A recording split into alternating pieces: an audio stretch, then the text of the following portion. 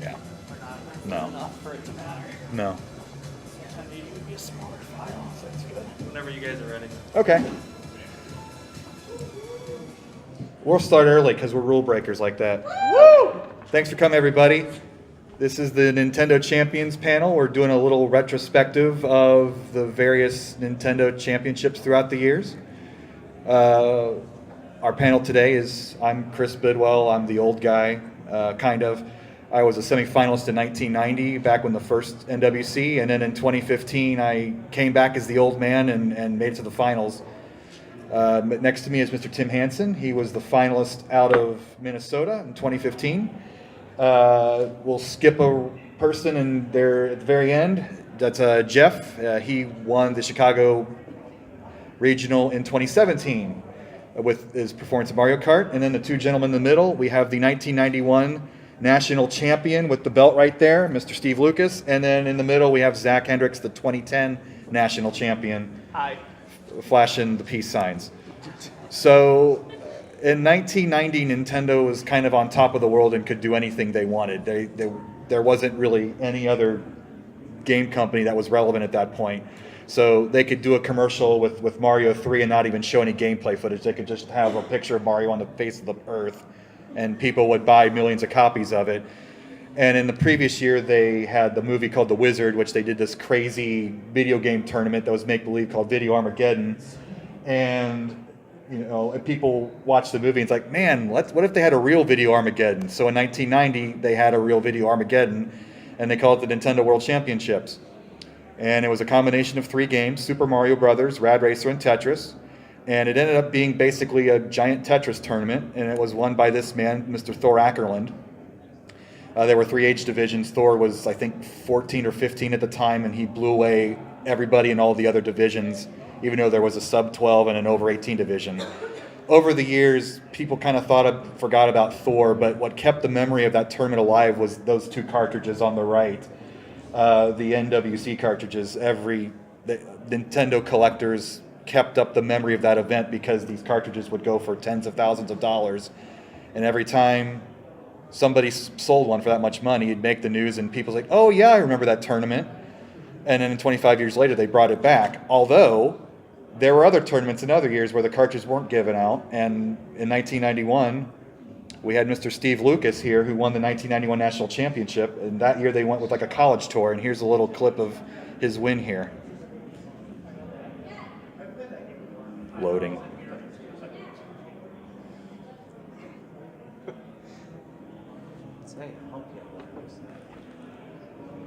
No volume. No volume. We tested this too, didn't we? Oh, volume's disabled on that. Yeah, but it was working before. Well, yeah, I'm breaking stuff again. Well, we can kind of see that there he is at a young age of what? How old were you at the time? All right, turn this on. I was at 21 years old. Or no, I was 20, so I was not old enough to drink. Truth be told, I was not the highest scorer on this tournament. That honor goes to a few other people who, I guess they would manage to score a high of like 6 million points. Back then, of course, the current world record is now over 18 million, held by a gentleman out in state Washington by the name of Paul Tessie. I don't believe he entered the tournament 25 years ago. I think he was born yet, yeah. 27 years now, I guess. But So- the tournament was New Year's weekend of '92. So you kind of broke the rules. You kind of, let's say, Wilt Chamberlained it. Because the idea was that you would get to Dr. Mario as fast as you can, and then whoever got the high Dr. Mario score would blow everybody away. But you had a different technique, which you won with. You want to explain that a little bit? A lot of people, it wasn't just me, several people had an easier time scoring points on Super Mario 3, taking advantage of 10 multiplier. Dr. Mario had 100. So I was better playing at Super Mario 3 than was Dr. Mario. Dr. Mario, you basically had to memorize the order of the pills coming out and where to put them on the board to get the maximum amount of points. Obviously, I couldn't do that. I know other people filmed it with video cameras so they could study the tape and plan it out, but yeah, I had to. But you won. I did. You break the. And did they? I did not have the highest score, but I had to do the best I could at the right time. I had the first round in Florida. The top 12 moved on. I got 3rd place. The next group, which was the top 12, there was 55 colleges, so everybody played. And the top 12 moved on to round 2. I was 3rd place in round 2. Then to round 3, there's just 6 players left. The top 2 moved on. I got the highest score. In fact, my personal high back then, 2.6 million points in round 3 to move on to the final round. The people that were like getting 1st place in previous rounds messed up in round 3 and didn't get to play in the final round. So when it counted, which is what I like in general, which live competition where you don't get to hit the reset button and try again, hit the reset button and try again, like a speedrunner mentality. You had one shot and you did it when it counted. So that's nothing that you should be downplaying in this ring. No. I had to do my the best I've ever done to get to the final round. What did you win in that tournament, by the way? In 1992, Geostorm GSI. That's hot. I still own it. I still have it in my garage. I don't drive it as much because it doesn't get as good as gas mileage as my Prius. But I probably wouldn't have driven it in I just drive 1992. it. Heck, I drove that thing for years until I had to get another vehicle. I hope that gets saved in the Video Game History Museum or something. Consider it before you get rid of that car. It's worth more out of that notoriety than it is. If some gaming museum wants to put it in their museum, I can entertain an offer on that. That's awesome. Oh, let's go here. Next slide, slide 7. Hopefully this video will have. So next to me on my left is Mr. Tim Hanson. We were both finalists in 2015, and the first game we played in that championship was Splatoon. And I think you had, hopefully this video, there. We got sound on this one, but I want to go to 207. You might want to go back and play the other one then. Come on. You paused it. I know. I can't get the slide bar and the notes at the same time. Come on. Professional video quality. All right, let's just do it this way. Jump ahead. 207. Play. All right, this is what this guy did when he got his. With another hit there, a splat on the roller, and right now Blue actually if they can get that roller. They Oh, there's 2. All the inklings from the orange team down. There's 3. Triple splat. 3. Wait. Oh wait, there's 4.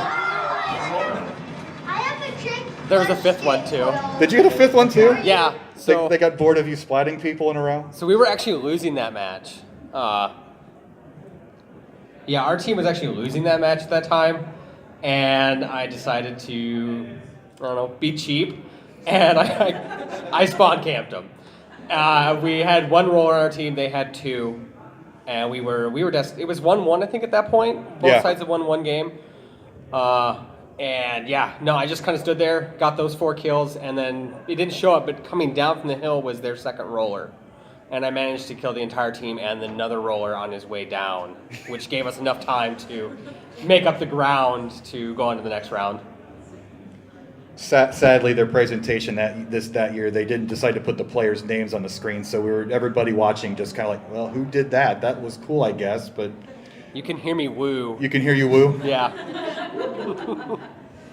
All right.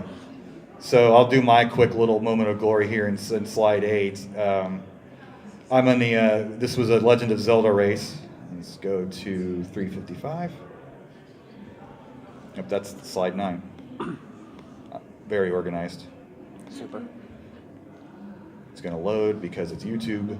The legend of Zelda is the Skip original test of to courage, power, and 355. of danger. So at this moment, the goal was to get to the end of level 1. Don't need the ad there. I'm in the upper left-hand corner. I'm behind at this point, but the other 2 players are struggling. Mexican runner is Little. moving through. He's picked up the clock to stop the Stalfos. Was this the underground? Yes, this was the underground. The only the winner got to advance at this point. So right here in this point, the next room. They don't need that. TMR is about to die here, and they're all paying attention to him die. But meanwhile, I go swipe through without even stopping to save my butt. Gone down. And then Mr. Blarney up in the top right had half a heart left, nothing. And with 1 heart left, I realized I had a chance, even though I was behind, and just through the skin of my teeth, got the win. And then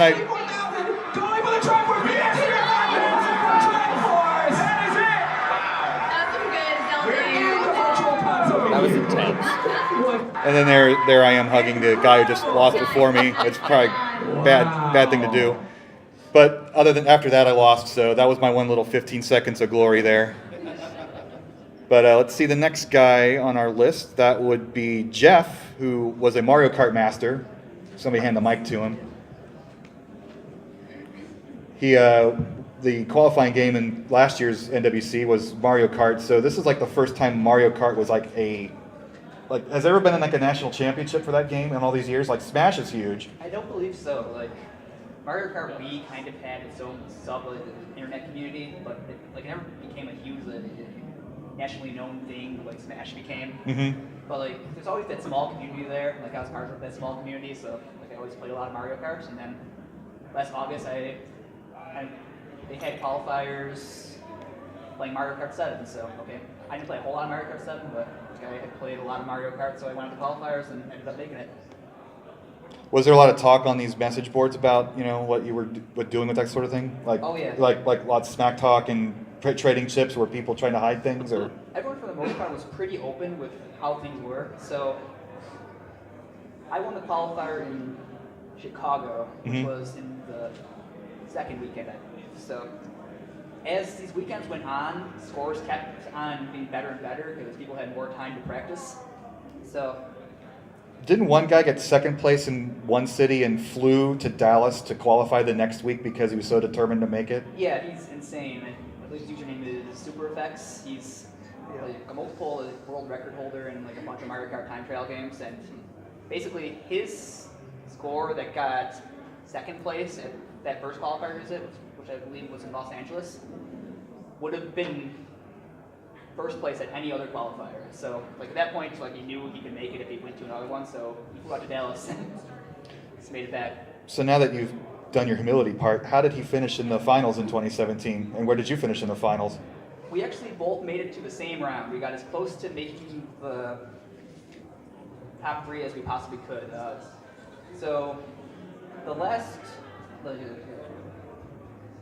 elimination rounds before the top 3 was Mario Party 2. I don't know if anyone was watching that last year, but basically there were 3 mini games, and we played each mini game 3 times, and whoever had the most wins after that made the top 3.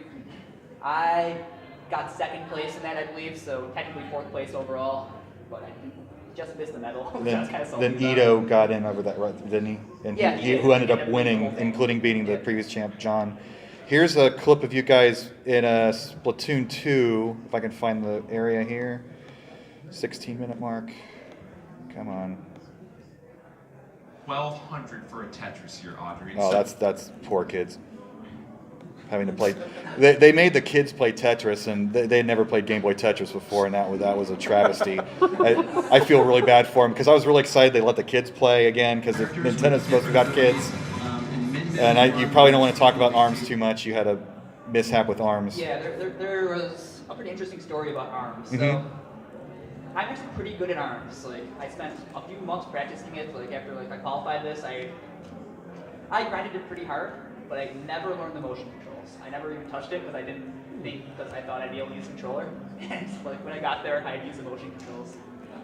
I found out later on after the fact that if I would have held both Joy-Cons right next to each other, I could have tricked it into using button controls, Ooh. which is like exactly like what John Numbers When you did. see the mesh ring around the outside of the tower, if you So I also remember, well, we had a bit of a mishap with Splatoon because we were forced to use motion controls, and Yeah. we They did learn the lesson Nobody from ever that. used that. but you did do Chicago proud, and I was rooting for you because I was live because I wanted to support you, and Abe, who was the under 12 competitor, he kind of choked in his first run, but he came back and finished strong for what he did. The audience loved him too. Oh yeah, we chanted for him because it could have turned dark. I thought it was like a New York crowd; they would have Yeah. turned like making fun of him, but Yeah. it was a pretty positive experience. But here's you guys in your final match in Splatoon. into your splash screen, There's under Jeff B with the 3-1 advantage on the field for green. so this is sudden death basically. The winner gets to advance, Very nice, Saskia. and now they've learned their lesson and show the player names this time. Water at that point. 90-55, anybody's match. This was an intense game. And we're back here. Orange team on top of the tower trying to make their first final push of this match. You see Jeff B trying to do everything he can to help clear out some of the green competitors. Oh, here comes Orange threatening the lead here, Ashley. This is getting serious. So the little counter at the top, they're trying to push it all the way to the end. So they're virtually tied at this point. Look at that inkjet action. And Orange takes the lead, 55-40, using those specials. Cole had the Stingray ready Have you to watched go. this since then? Gets flanked by that roller. A few times. We see Marco doing work with that roller like he did last So- time. And here comes green team. It was actually They're really up interesting, 4-2 like, how it on ended the up field, working out. but they trail by 20. So was that? Like on my team, like it ended up being like all the older guys, like all the 20 somethings, and like on the other team, it ended up being like all the like. There were 4 kids. It wasn't intentionally done that way. Yeah, like it was completely random. Like it was based on like first place, third place, fifth place, and I like Right. all those people within the Mario Kart round were on one team, and all those people were on the other team. Every- And it just so happened that like it was the old people versus the young people. So Everybody was thinking like, oh, this is going to be slaughter. Like the old guys are going to. No, the kids came back and won, and it was. they were really good. I'm going to show they pushed it to overtime here. I'll show that part at the very end when you guys just barely pulled it out here. You don't want to watch a whole 5-minute Splatoon match. Critical All splat right, so 4-1 on the field. Let's gear up. so you're ahead, but what the rule is that if the team behind has possession, they can keep it one last time, even if time runs out. Hold on to everything, folks, because we're going to be headed to overtime, it looks like. Green So they're making counting a down final from push. 50. 4-2 advantage on the field for green. Crowd's going crazy. Oh, And that was me right at the very end. I got that double kill. Able to hold them off at the tail end, and Ashley. Shots of jubilation. that is a 2015 champion who almost pulled off the repeat there. So yeah, I was probably one of the worst players at Splatoon on the stage, or like I guess least experienced. Like I think everyone else in my team had like maximum rank on Splatoon. I was like halfway there maybe. So I was just really aggressive, kind of marching in there, and like it ended up working out. Even though I don't think Twitch chat liked me very much. Whatever. They didn't like anybody. All right, so finally we have the Forgotten Tournament, because people kind of remember, the Nintendo Championships, the Campus Challenge, the Power Fest, the Blockbuster Championships. And then when the Wii was on top of the world in 2010, Nintendo did a whole other tournament. It was like the biggest tournament of all of these. And here's one of the champions here, Mr. Zach Hendrix. But you go to the website, Nintendo doesn't even pretend that even exists anymore. The website was thank you. Oh, there we go. Hi. Okay, so the website it was WiiGames2010.com, and it would take you could look at the leaderboards, and I have an archived version connected to my Twitch, but you could check out the leaderboards. It was up all summer, but then after the finals ended, the website was open for another month. Then for 2 months, it would just direct you to Nintendo.com. And now today, it's a Filipino Bitcoin online casino. So, so that's a thing. Look it up on archive.org. Yep, that's exactly the Wayback Machine's the way to go. I wish I would have. I have a a bunch of the pages from the website saved now using the Wayback Machine, but you can't access. You can click the leaderboard, but it doesn't show anything anymore. So I wish I would have been able to save those going in as well, but it is what it is. And it wasn't just lame old Wii Sports type stuff that people kind of thought were a fad. I mean, you guys had to do Mario Kart, you had to do New Super Mario Brothers, I believe, and what were some of the other, like, was it? So we had to do Wii Sports Resort, we had to do the bowling and the basketball. Wii Fit Hula Hoop, which there's actually strategies. There's strategies for Wii Fit Hula Hoop. That's what blew my mind.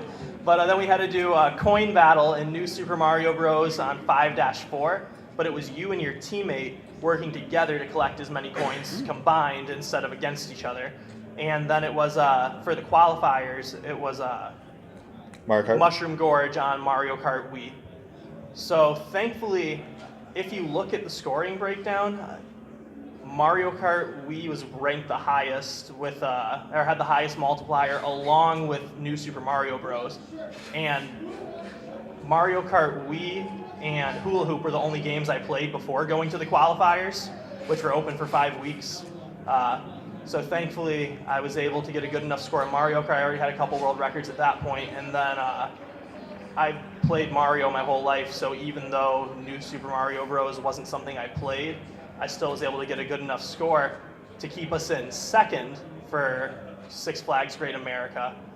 But it turned out the person who was in first used a glitch to finish the whole race in like 40 seconds compared to like Jeff, quadruple could you what that lane glitches should in be. Mario Kart, really? What?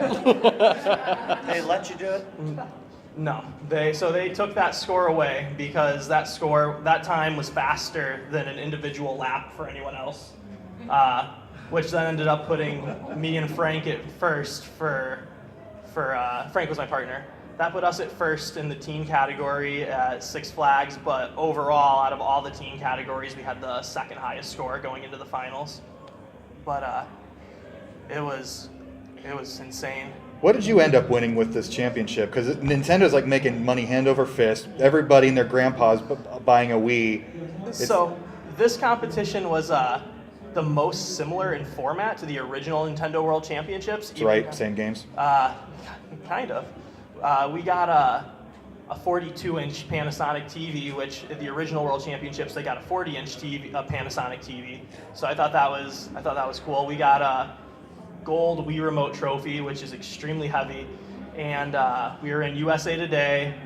You might not think we were because no one's ever heard of it, but we were in USA Today and Nintendo Powers, and we got free Netflix for a year. Discs in the mail. Oh, I didn't get free it. Netflix. Nintendo Power. And then we got an entertainment center with that.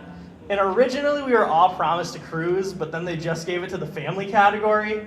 And it was so torn because this was the best week of my life and I'm getting all these amazing prizes. And I have no way, shape, or form any capability to be bitter with everything I'm getting. But at the same time, they got a cruise. But the 15 and 17 winners got zilch, nothing. It was kind of a promotional deal. Like you got a trip to LA or New York and that was it.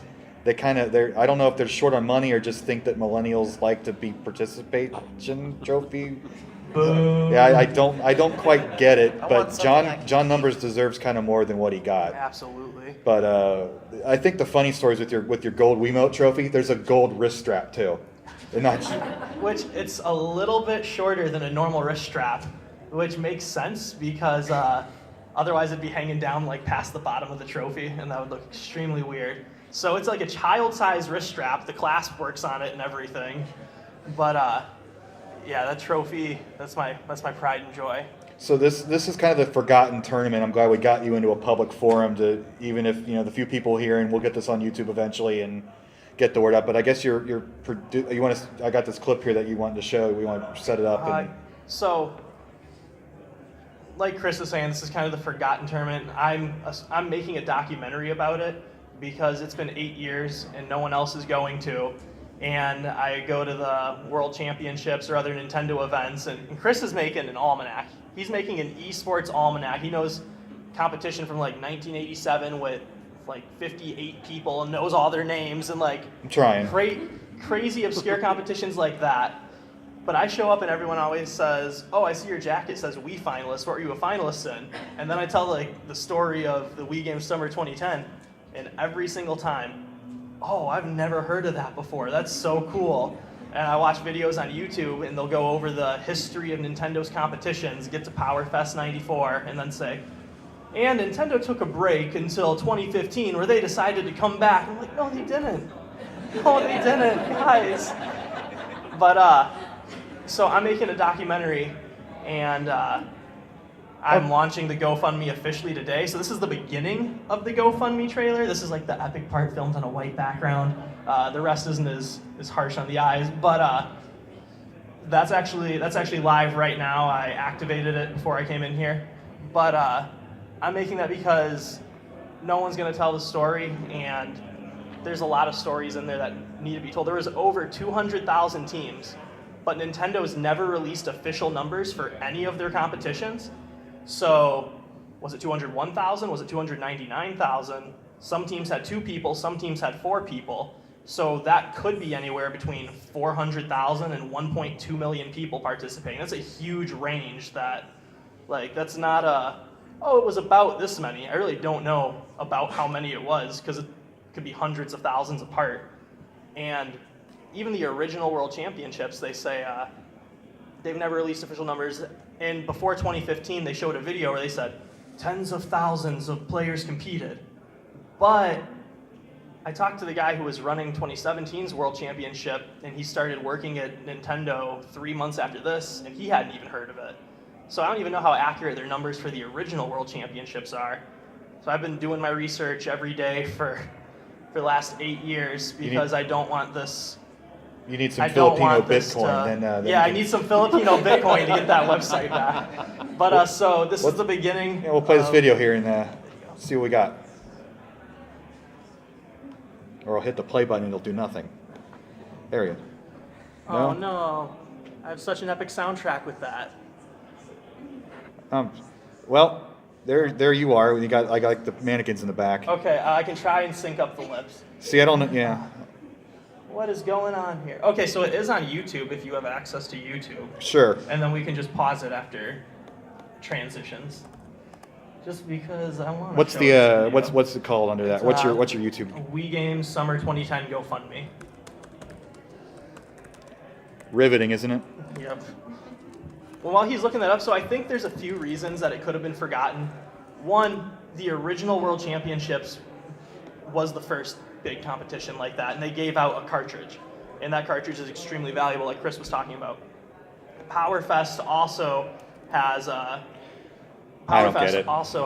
cartridge.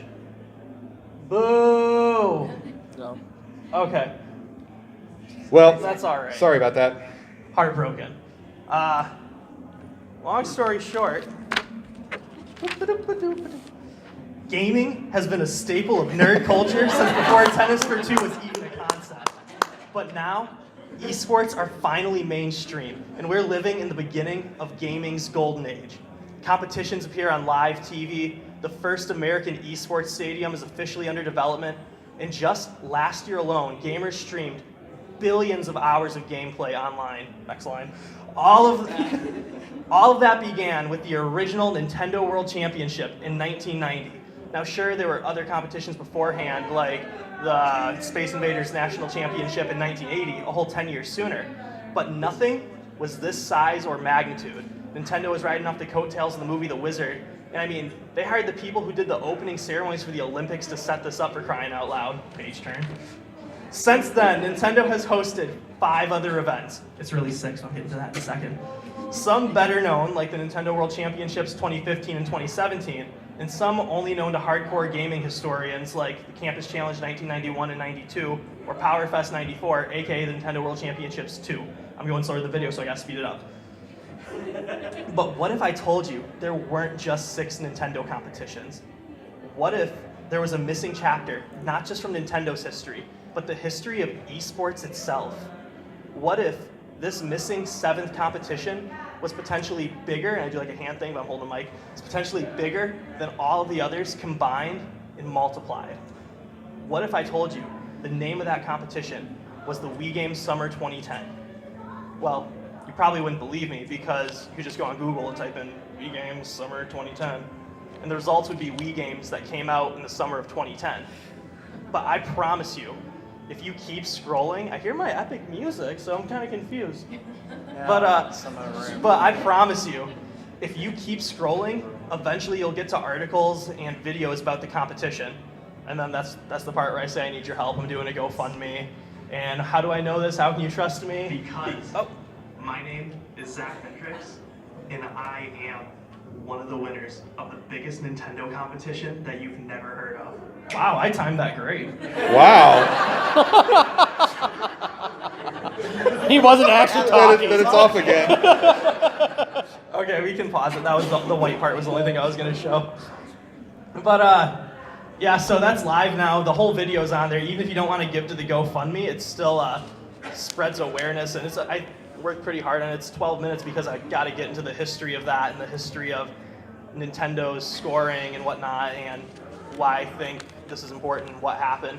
But if you would like to watch that, you can just go on YouTube or go to the GoFundMe, and there will be the video if you're on YouTube. Duh. But and yeah, I think that's it. Got a little flustered because I thought I was going to be sitting here smiling and listening. But No, that's good improv. I appreciate it. Yeah. Anybody up here have any other stories we want to share, and then we'll open up the audience? No? Hey, there you go. Boom. There was one other. There's an eighth one. The Star Fox competition? Yeah, there's Star Fox. There was the, what's that? Star Fox Super Weekend. But there was never, that was like stores only, and then they just drew a winner among the winners and gave them a prize. There was no final competition. Yep. Then like the Blockbuster 2 was sanctioned by Nintendo because they let them use the Donkey Kong Country competition card. So 3 of those Star Fox Weekend cartridges still exist? oh, there's a bunch. They sold them through Nintendo Power. But isn't there like a finals cartridge or something like that? Or There am I thinking? might be, but I don't know. Yeah. They've had the Star Fox competition card here at Midwest Gaming Classic in previous years. You might run across it in one of the other rooms. I know they got a Power Fest Night 4 cart going in a neighboring room from here. My video didn't play audio, so you can watch it by going to tiny.cc/pwci. You have to scroll past the wrestling stuff to get to the video game playlist. It's there. And I'm also the Galloping Ghost Hardcore Champion. I will be defending this belt in the Galloping Ghost Arcade Room after this panel and the trading card, I guess we're going to an autograph session. Yeah, we'll be upstairs when we're out of After here. that's done, I'll be defending this belt against anybody in this building. Are chairs legal? No. Okay. Unless the video game features chairs you can throw at somebody. Cool. Any other stories up here before we get into the audience? I'll take that real quick.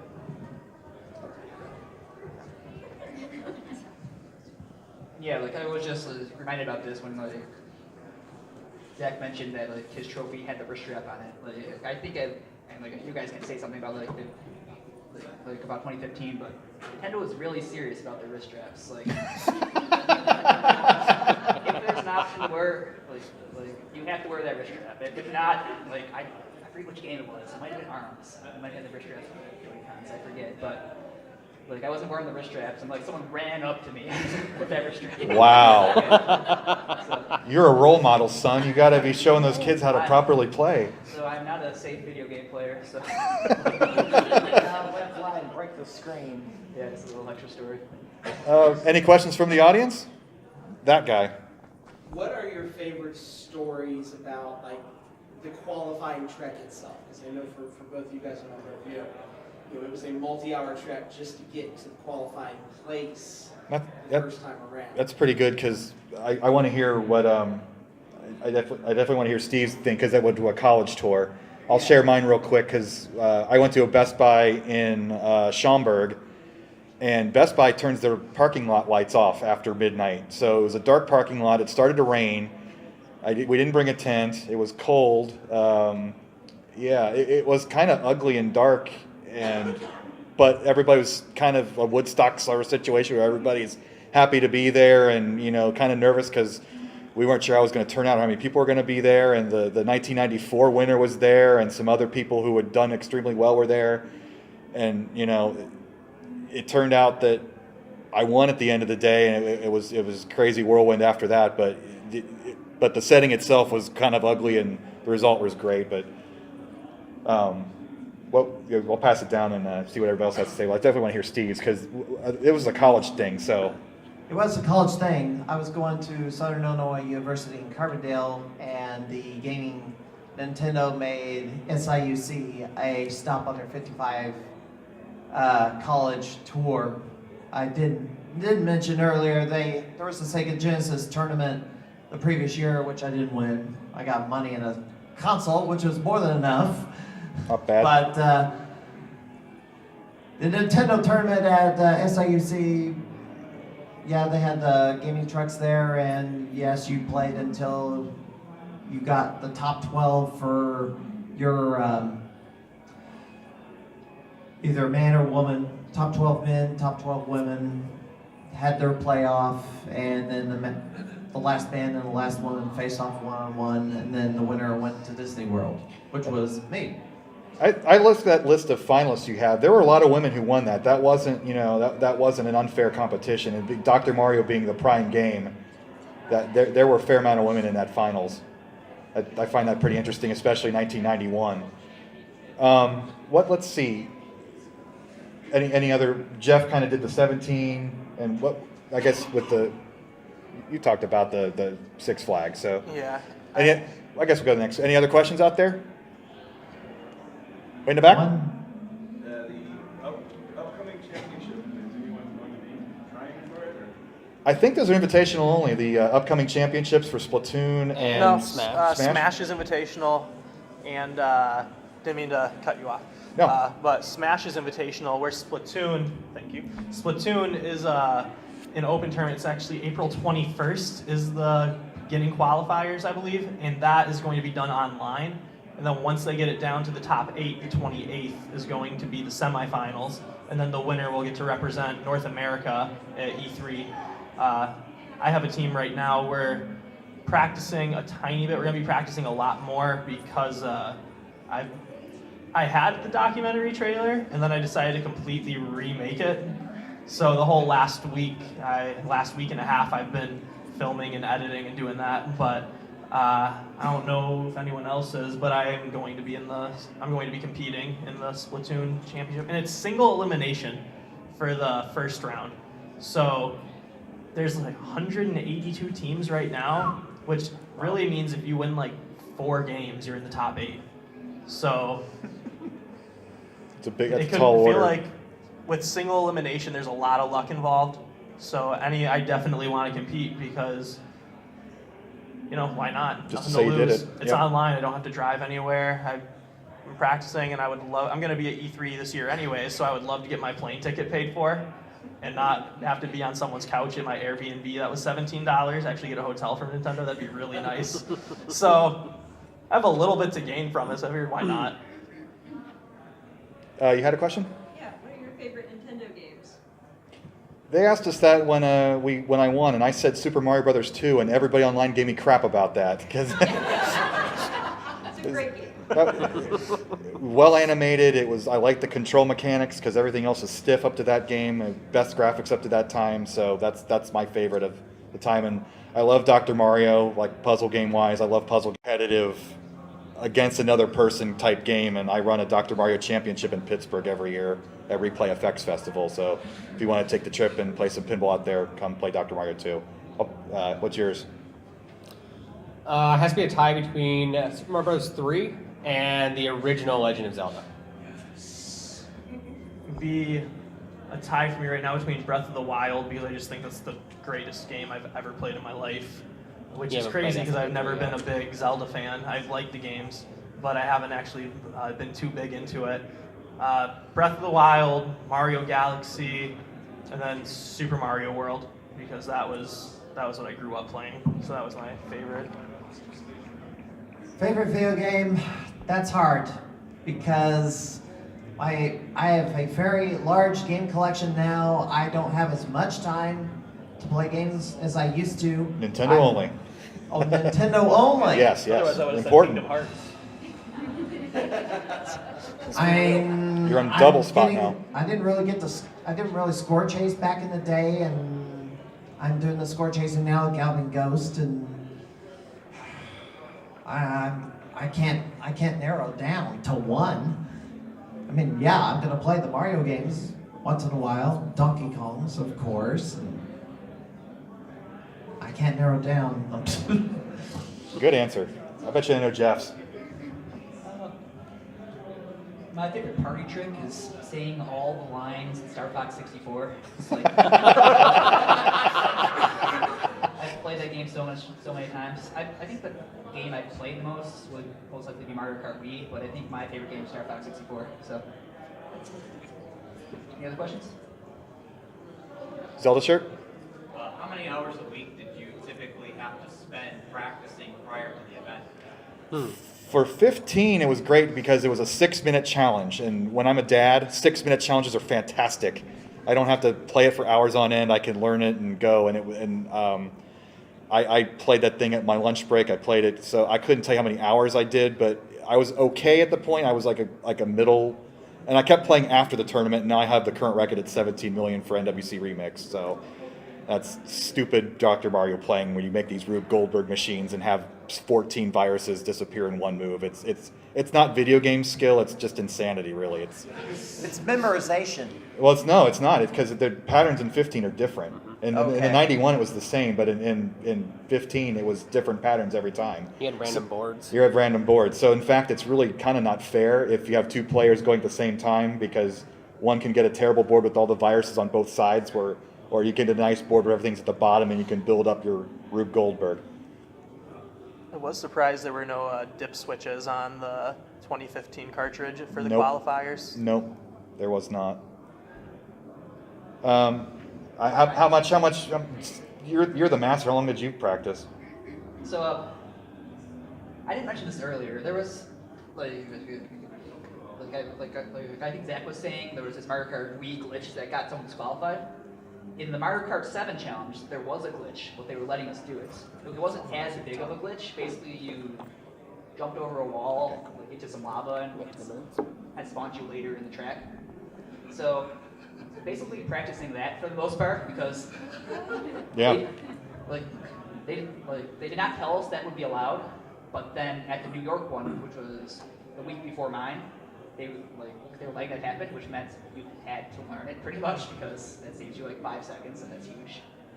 So I spent the week before the qualifier just kind of grinding that, and I had just graduated college, so I was working part-time at the time while doing a job hunt, so I had time. So Actually, to follow up, Jeff, because I went to the 2017 event, and I went to the 2015 event too, but I didn't own a 3DS, so I was just going in blind, so it wasn't expecting anything there. But the last handheld system I owned before 2017 was a Game Boy Advance SP. So I found out they were doing 2017 and that it was going to be Mario Kart. So I bought a 2DS, and I always played Mario Kart Wii with motion controls. So that was extremely weird, not being able. You could only do the motion controls in first person. So it was extremely weird. I had learning how to steer with my thumb. But I didn't know about the wall glitch until after the competition, so I was practicing probably for a week or so until after Chicago ended. So I drove up to Minnesota, which is actually where I met you. But I drove up to Minnesota, and I probably practiced all week for that. And I only owned the system for 2 weeks, but I think overall, out of all of the submitted fan scores, since Nintendo hasn't released anything official, overall, I think I'm 52 for 2017, but I figured not bad for owning the system for 2 weeks. I think other than John Numbers, everybody was in the Mario Kart community who made the finals, right? yeah, that's accurate. All right, any other, a couple more questions? Props to our friend JD because he put together a document. Yeah. We got 5 minutes, so we'll try to get a couple more in. I know there were a couple hands back there. Guy in the glasses? What was the Strategy for Wii? Who was the strategy for Oh Hulu? man, it's been so long. It's been so long. Demonstrate. Stand up. All right. Well, there's a chair here, so I'd have to stand on the table, and I think they don't want me doing that. Nah, Nah, so it's all right. That wasn't basically, serious. you'd have to have like your feet as wide as possible, so they're at the edge, and then you move them in like an inch. And then you want to shift backwards and forwards and not really move side to side. But while you're moving your legs back and forward, you're shaking your hips side to side. And that somehow like just gets you like these crazy numbers. But, I think that's the question of the day. So come see me. I have a arms had to poster be for up, you. too. Something like that. Any other demonstration? Any other quick questions? We got about 2 minutes left. No? Anybody? That was fun. Thank you, guys. I think they're going to have us upstairs. We got some trading cards and some things to sign if you want to come say hi. And I had a blast. And yeah, I got one more. Comment. And by the way, we have an idea that they might end up having another Nintendo World Championship next year. I highly encourage you to check it out. I had never done anything like this before I went to that. Like I met all these people because of it. So yeah, it's a really fun experience. So like if they end up announcing it next year, definitely see if there's one near you and go out to it. Yeah, come say hi to us. We'll probably be there. I'll make the drive to Chicago again. I'm all the way from Ohio, so. All right, we'll be up signing autographs, and then the kid who asked the hula hoop question, I have a poster for you because that was a funny question, and we all signed it. So you can take that home with you. And thanks for coming, guys.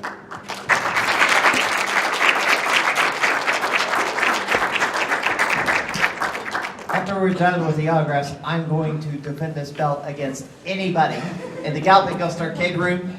It's just a couple of doors down from here, so I want some challengers.